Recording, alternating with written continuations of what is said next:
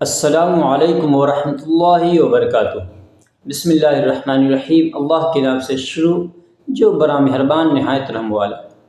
سامعین حضرات، میں محمد مرغوب الرحمن خان آپ کی خدمت میں حاضر ہوں پھر سے ایک اہم مسئلے کو لے کر۔ آج کا مسئلہ، آج کا سوال، آج کا ٹاپک، آج کا کوشچن، آج کا موضوع جو ہے وہ سلام و کلام کے اوپر ہے۔ اور آج کا جو سوال ہے وہ سوال کرنے والے امتیاز صاحب ہیں، جو کہ ہمارے بہار کے سمستی پور ضلع سے ہیں اور نیلم اسٹیشنری کر کے ان کا دکان ہے۔ تو انہوں نے یہ سوال کیا ہے کہ حضرت یہ بتا دیں کہ سلام و کلام کا صحیح طریقہ کیا ہے اور غلط طریقہ کیا ہے، یعنی کہ کون سے الفاظ سلام و کلام میں یوز کیے جائیں، کون سے صحیح ہے اور کون سے غلط ہے۔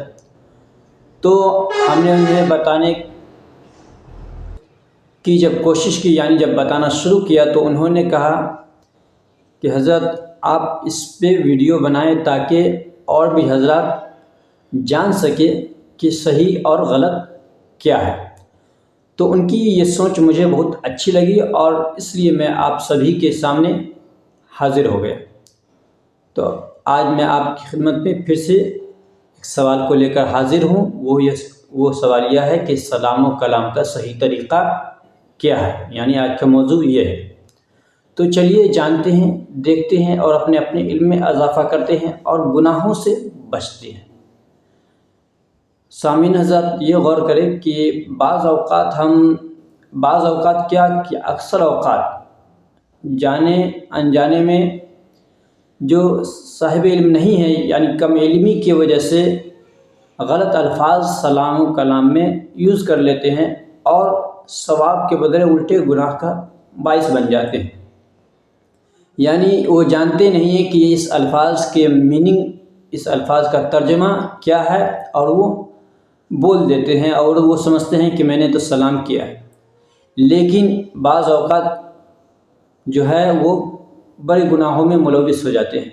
اور سلام کا جو میننگ ہے، سلام کلام میں جو میننگ آتے ہیں، تو اس میں دعا کی جگہ پر لعنت بھیج دیتے ہیں، بد دعا کر دیتے ہیں دوسرے کی جگہ، اور ان کو پتہ بھی نہیں ہوتا ہے، اس لیے کہ انہیں ترجمہ معلوم نہیں ہے، میننگ معلوم نہیں ہے۔ تو چلیے جانتے ہیں اور دیکھتے ہیں۔ تو سب سے پہلے 4 طریقے ہیں جو غلط ہیں، اس کے بعد میں آپ کو صحیح والا بھی بتاؤں گا۔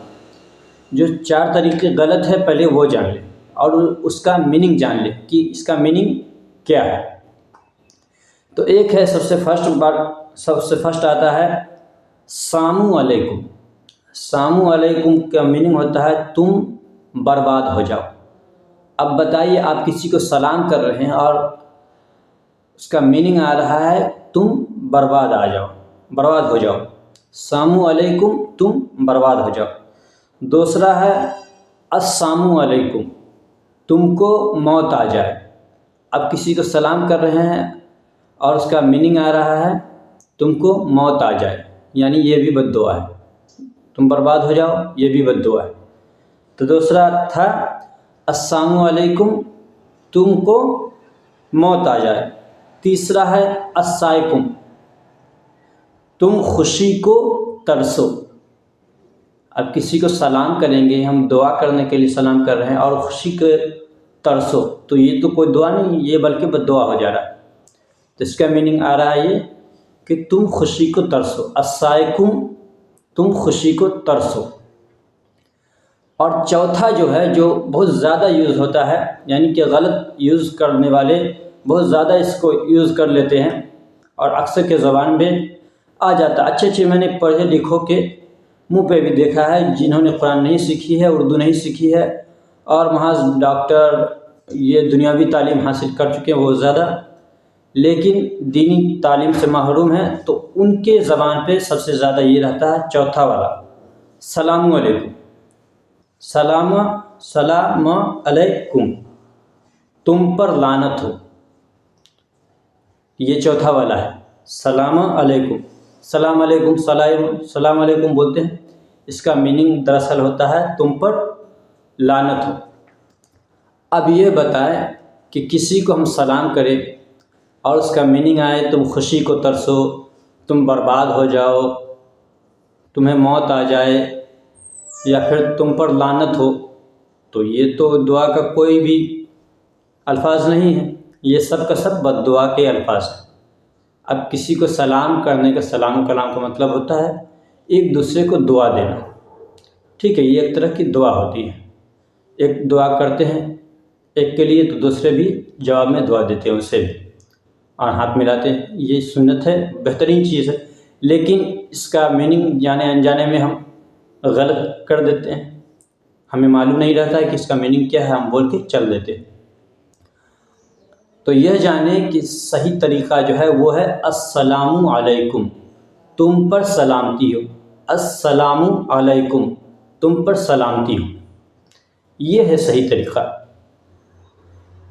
اور اس سے زیادہ آپ بولنا چاہے تو السلام علیکم کے بعد ورحمۃ اللہ بولے، اس سے زیادہ بولنا چاہے تو وبرکاتہ بولے، یعنی السلام علیکم بولے تو 10 نیکی، اس میں بھی نیکیاں بڑھتی ہے، السلام علیکم 10 نیکی، ورحمۃ اللہ 10 نیکی، وبرکاتہ 10 نیکی، یعنی السلام علیکم ورحمۃ اللہ وبرکاتہ، 2 الفاظ بڑھاتے ہیں السلام علیکم ورحمۃ اللہ وبرکاتہ، السلام علیکم کے بعد، تو 20 نیکی اور زیادہ بڑھ جاتی ہے۔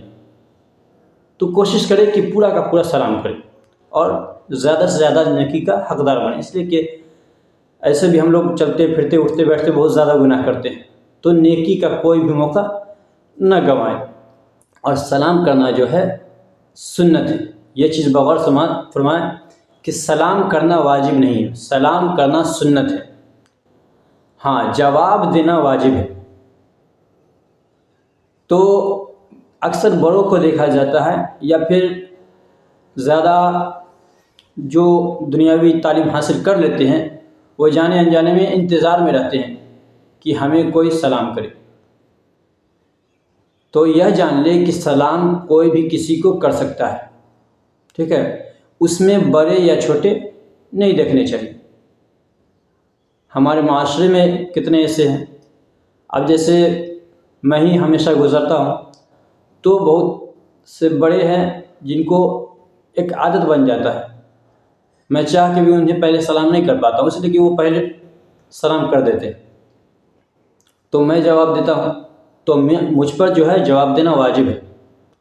لیکن اب ایسا نہیں ہے کہ مجھ پر سلام کرنا واجب ہے، وہ جو سلام کر رہے ہیں وہ سنت ہے اور مجھ پر جواب دینا واجب ہے، اور اگر میں پہلے کرتا ہوں تو زیادہ ثواب کا حقدار ہے، لیکن ان پر جواب دینا واجب ہے اور ان کو بھی ثواب ہوتا ہے، اور بھلے ہی میں چھوٹا ہوں لیکن ہم پہ یہ واجب نہیں ہے، یا پھر اگر ہم سے کوئی چھوٹا ہے تو ان پہ واجب نہیں کہ سلام کرے، اس لیے کہ سلام کرنا ہی سنت ہے، واجب نہیں، جواب دینا واجب ہے۔ اگر سن لیا آپ نے اگلے کے سلام کو تو آپ کو جواب دینا واجب ہے۔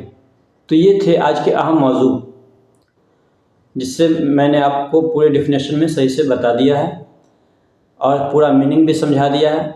تو کوشش کریں صحیح الفاظ استعمال کریں، جو السلام علیکم ہے کم سے کم اتنا یوز کرے، اس کم سے کم اتنا جو ہے صحیح یوز کرے، السلام علیکم، تم پر سلامتی ہو، باقیہ خوشی کو ترسو، برباد ہو جاؤ، موت آ جائے، اس طرح کے جو عربی لفظ ہے، یعنی جو عربی لفظ ہے اس طرح کے میننگ آتے ہیں، اس سب کو یوز مت کریں اللہ کے واسطے، اس لیے کہ کسی کو بد دعا دینا صحیح نہیں ہے اور آپ گناہ کے مستحق ہوں گے، اس سے تو کچھ نہیں ہوگا، اللہ جب چاہے گا تبھی اسے موت آئے گا اگر آپ جان کے بھی کریں گے تو، لیکن آپ گناہ میں ضرور ملوث ہو جائیں گے جانے انجانے میں، اس لیے جتنا ہو سکے بچے، جتنا گناہوں سے ہو سکے بچے، اس لیے کہ ہم اٹھتے بیٹھتے جانے انجانے میں نہ جانے کتنی غلطیاں کر لیتے ہیں اور ثواب کے موقع کو گواتے رہتے ہیں۔ ثواب کے موقع میں سب سے زیادہ ہم کیا کرتے ہیں کہ شرک و بدعت، شرک و بدعت، ارے کیا شرک و بدعت، اچھی اچھی چیزوں میں بھی جلسہ کر لیا کوئی تو شرک ہے، بدعت ہے، کیا شرک و بدعت بھائی؟ بدعت کی جو قسمیں نہیں جانتے ہیں کہ کتنی قسمیں ہوتی ہیں بدعت میں، وہ بھی بدعت کرنے لگتے ہیں۔ ایک صاحب اسی طرح کہہ رہے تھے کہ 12 ربیع الاول جو آپ لوگ مناتے ہیں تو وہ بدعت ہے، تو میں نے ان سے صرف یہ سوال کیا کہ بدعت کی کتنی قسمیں ہیں، وہ بھاگ کھڑے ہوئے۔ تو آپ کو خود نہیں معلوم ہے تو کیوں آپ الجھتے ہیں؟ ہم کو خود معلوم نہیں رہتا ہے تو ہم مفتیان کرام سے رابطہ کرتے ہیں، ہم سے بڑے جو ہیں ان سے رابطہ کرتے ہیں، ان سے ملتے ہیں۔ سوال میں خود نہیں پڑھتے، اپنے آپ کو زبردستی صحیح نہیں ٹھہرا دیتے۔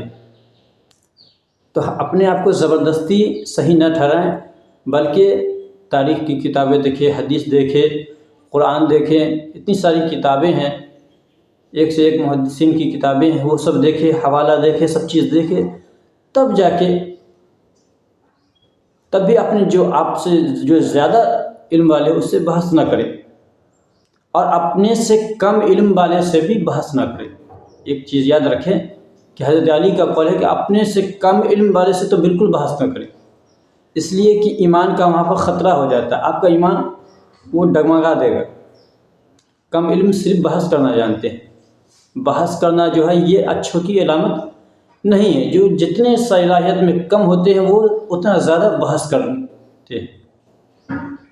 ہاں، لیکن اس کا مطلب یہ نہیں کہ علمی بحث نہ کرے، علمی بحث اپنے برابر والوں سے ضرور کرے، اس لیے کہ اللہ کے نبی نے فرمایا کہ کوئی انسان کوئی کم علم والا انسان اگر رات بھر عبادت کرتا ہے، وہ نوافل پڑھتا ہے، رات بھر سجدے کرتا ہے، رکوع کرتا ہے، یعنی نماز پڑھتا رہتا ہے، لیکن ایک صاحب علم جب اپنے برابر والے سے یا پھر علم کی شوق سے کہ ہمارے علم میں اضافہ اگر بحث کرتا ہے، وہ بیٹھ کر اگر وہ 5 منٹ بھی بحث کرتا ہے تو وہ اس کے برابر ہے، ثواب میں اس رات بھر عبادت کرنے والے کے برابر ہے۔